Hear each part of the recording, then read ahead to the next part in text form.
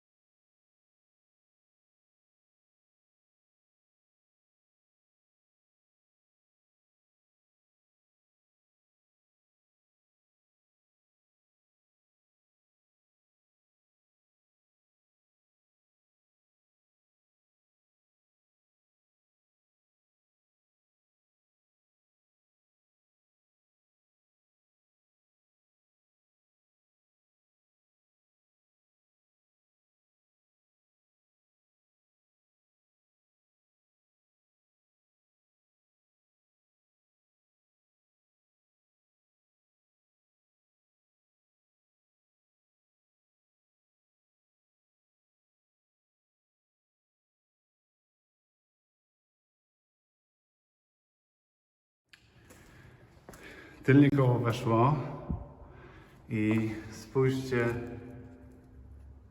jak to się spasowało.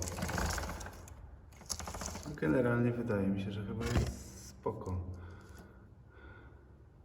Opona jest świeża, bo jest tylko po 3 gwiazdkach.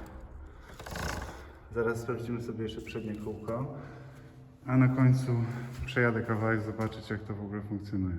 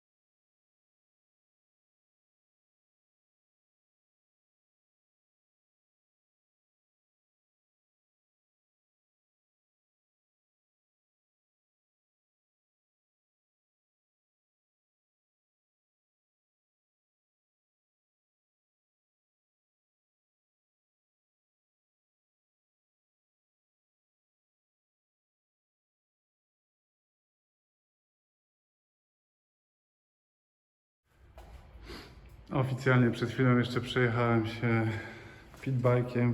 Wszystko działa, także śmiało można montować 17-14 crossowe koła do MRF 140 HQ. Wszystko ładnie działa. Także MRF.